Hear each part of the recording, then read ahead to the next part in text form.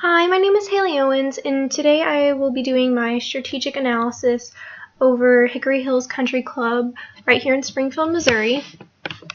I chose to do Hickory Hills because I've been an employee there for around 8 months, so I already know quite a bit about the club, but I went ahead and interviewed Michael Cho, who is the Director of Hospitality there at Hickory Hills. He's a very important part of the club, and a really good manager there. So to begin, a little history about the club. There really isn't much to go off of, but it was founded in 1926. The golf course was founded then. It was actually during that time, the very first president is the one that deeded the land so that the golf course could be built.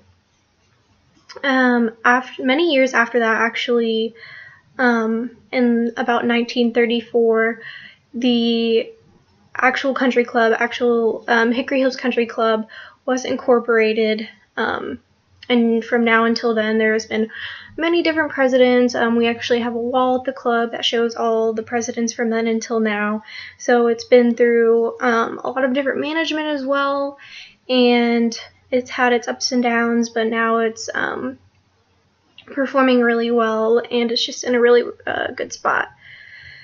So the country club actually recently came up with its vision and mission statements, so I'm going to go over those. So for its vision statement, Hickory Hills decided to say that it wants to deliver excellence while creating lasting memories of our member families. Members are a big part of the club, and they're why the club is there. So we really put a big importance on our members. Their mission statement is, "We are a premier member-owned golf and country club committed to providing exceptional family-focused experiences and amenities to our members while honoring the traditions of the club." Hickory Hills also came up with a few core values that they thought were really important and they wanted to include within everything. Those are quality and excellence, striving to be the very best that we can be in everything we do, family-oriented, a high-quality family experience that caters to multi-generations, which is something that the club is very proud about. They have many multi-generational members that have been a part of the club. Tradition and history, honor our history while continuously evolving to embrace our future. Fiscal responsibility, a management and operational framework that encourages financially responsible decision-making for club activities and physical asset preservation. And last but not least, quality member experience, employees anticipating the needs of our members and exceeding their expectations. So that's a little bit about the club's vision and mission statements, as well as some values. Next, I'm going to talk about a little bit about the general environment and the pest analysis of the club. So something that I realized when I started working at the club, as well as I'm doing this interview with Michael, was that country clubs are very different than any other business within the hospitality industry. A lot of legal and financial things don't pertain to them, but they're also like very restricted in different ways than a restaurant or a hotel is.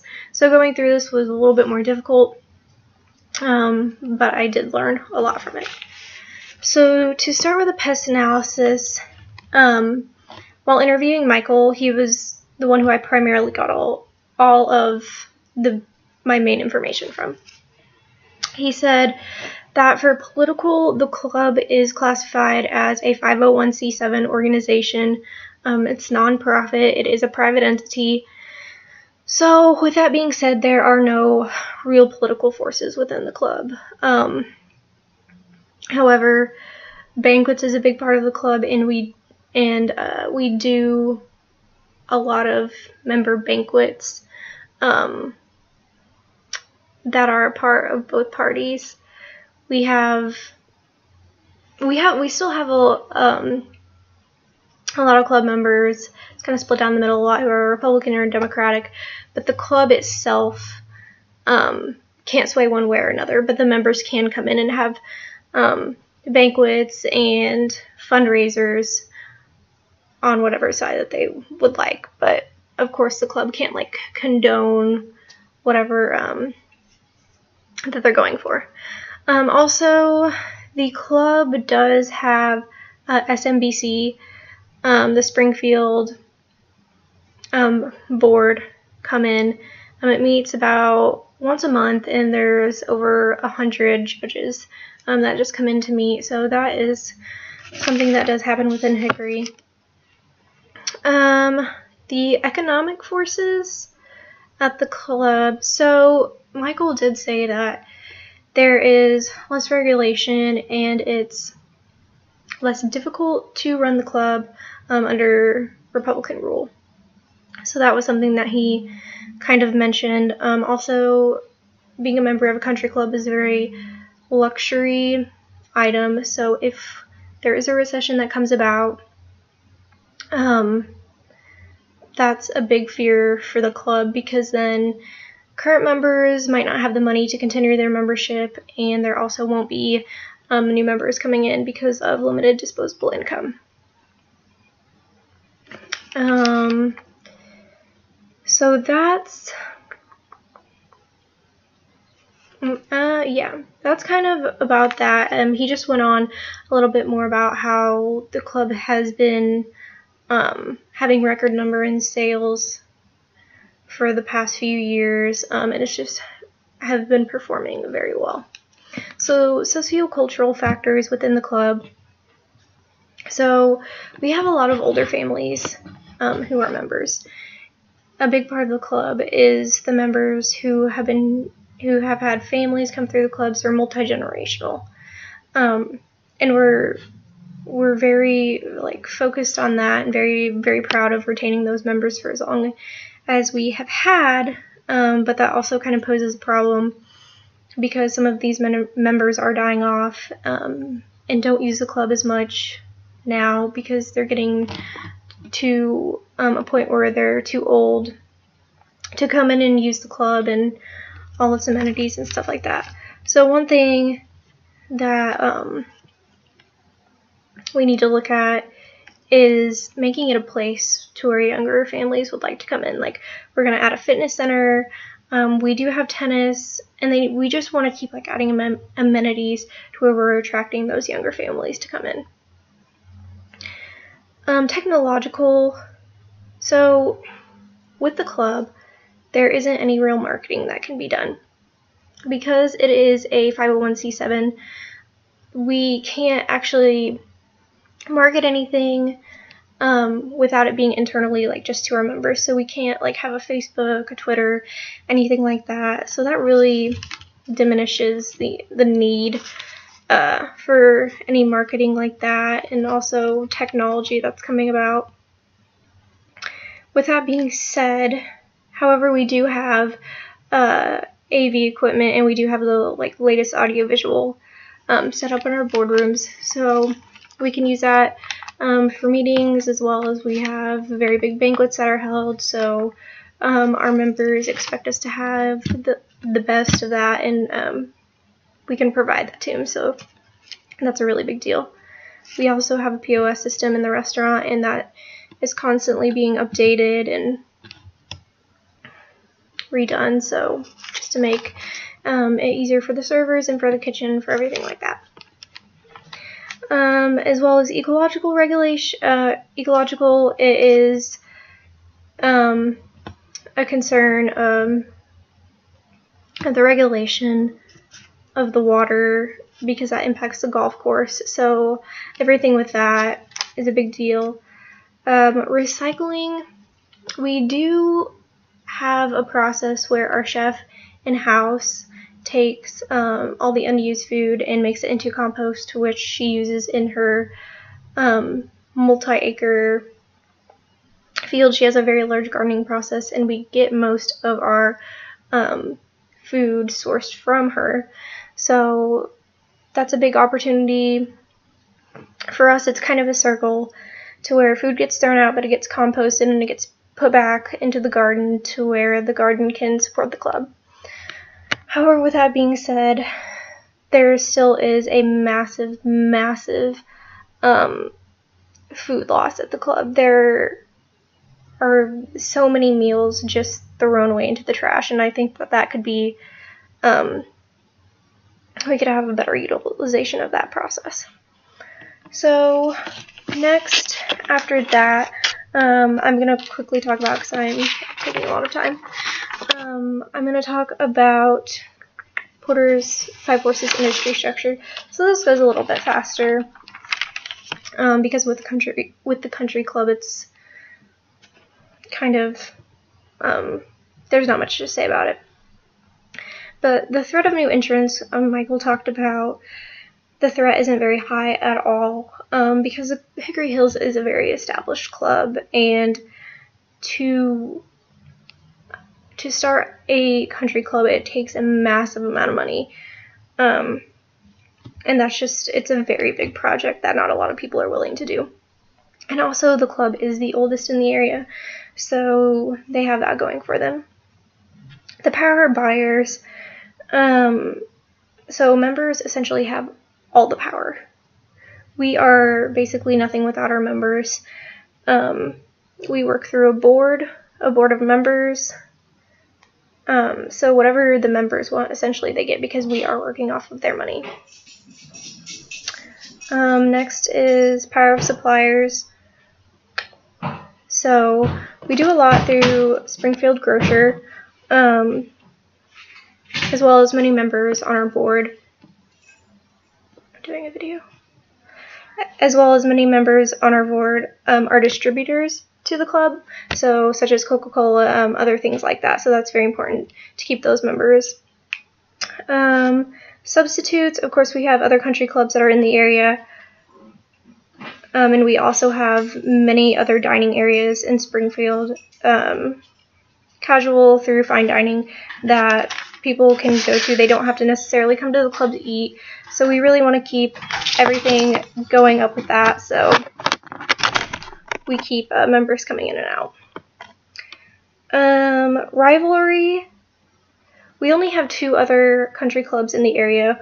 We have Twin Oaks and Highland Springs. They both haven't been here near as long as Hickory has been, and according to Michael, they're not that much competition to Hickory. But he did say something about Highland Springs having new money opposed to Hickory Hills having old money, which is a part of us retaining those old members. So we have members that were here from the very beginning and are still on board with us, but clubs such as Highland Springs have very new members coming in, so essentially new money. So that's kind of what he talked about with that. So analysis of the internal environment. So operations, of course, the biggest operation at the club is the golf course. We have so many member families with us, and we don't even see a good portion of them because they only golf. We also do have tennis. It's not as big of a thing, but there's a lot of members that are interested in that. We do have a big swimming pool, and we also have a snack bar that goes along with that, and a patio area. So that would be part of food and beverage. Our food and beverage department goes along with, we have a main dining room, we have a men's grill, a pub, like I mentioned, a patio area for the summer, and we have the snack bar, as well as we do banquets. So that's, our food and beverage department is very large. Marketing, like I said, we don't really market at all. There is a marketing director, but that's mainly for internal marketing.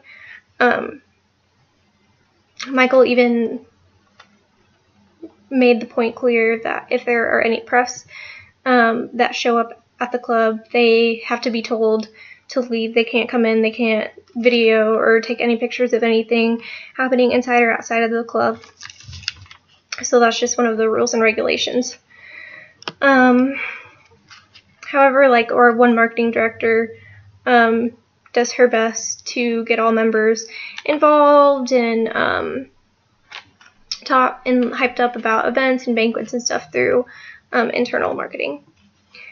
HR, we don't have an HR department per se.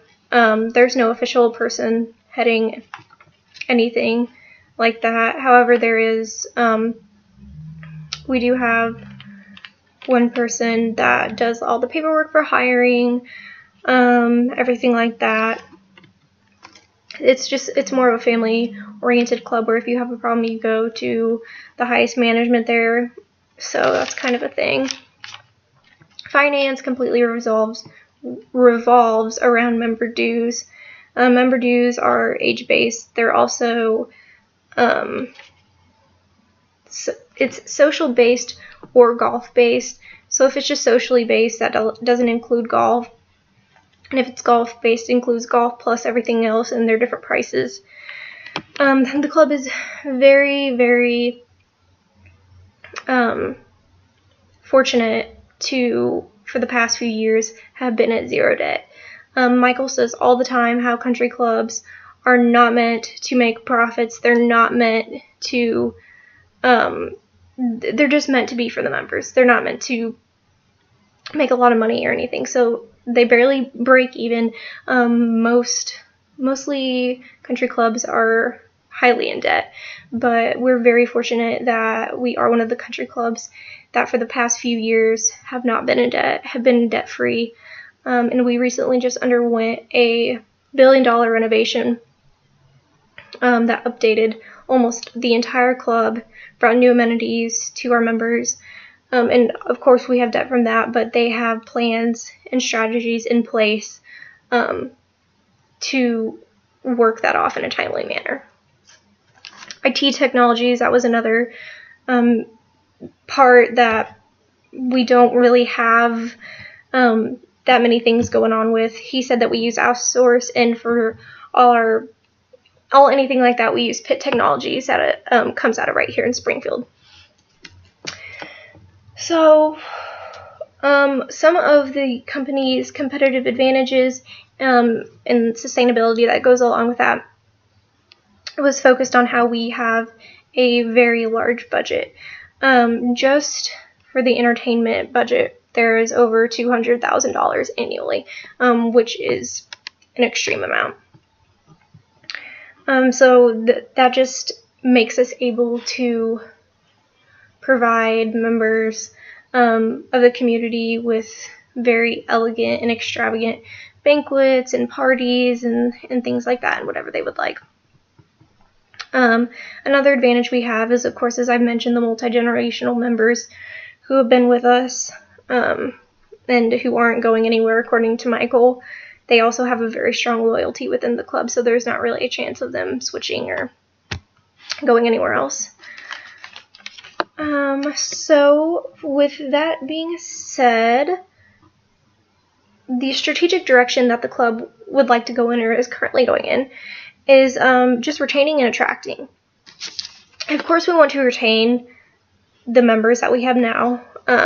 We don't want to lose any of them, but we also want to attract some younger families so that the members we have and the families that we have aren't dying out. So right now we have around 650 families, and we would need to cap that at about 700. So we're doing really well with our member count. Like I said, just retaining it, but we also are always proactive in attracting. One thing that the club probably needs to strive a little harder to do, I would say, was staying relevant and keeping up with the times and the trends, because that seems to be a little lacking. So what I learned from this project was I learned more in the internal part of the club, the stuff that you don't really see being an employee, like the financial positions of the club, the different departments, what's going on within them, stuff like that, as well as environmental stuff, ecological stuff, all those different segments. So in conclusion, the club is doing very well.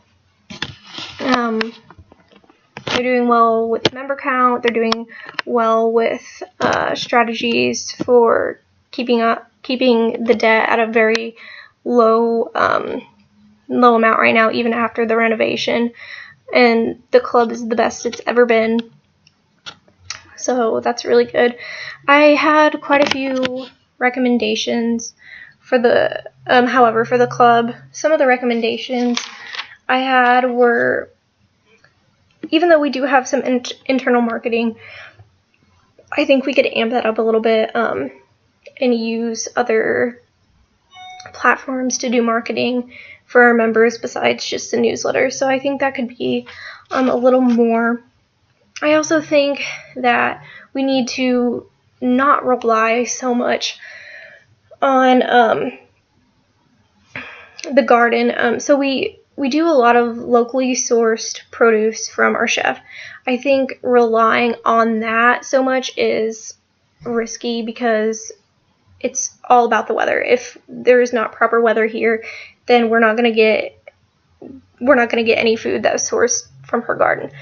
So I think having a backup plan on that is very important, as well as I think we need a better system for all the food that is going to waste. Instead of just making it all into compost, I think there should be something in place that's like taking all our leftover food to shelters, or doing something like that with it within the community to really help, instead of just composting all of it. Also, another recommendation I had was, our members are a big part of the club, but I do think, however, that the management needs to be a little bit more up there with them. So there is a board of members. That's how everything operates. However, we have managers who have a lot of experience in the industry, have a lot of knowledge and know what they're doing. So I think they should be more of the ones who are deciding which ways that the club goes in and what's best for the club, since they have that experience, and not just the members being the only deciding factors in that. So we do need to also be a little bit more in realization of upcoming rivals. Springfield is an emerging market, and I think there is a lot of opportunity for other clubs to sprout up in the area. So we just need to be prepared for any of that and any of the competition that comes along with that.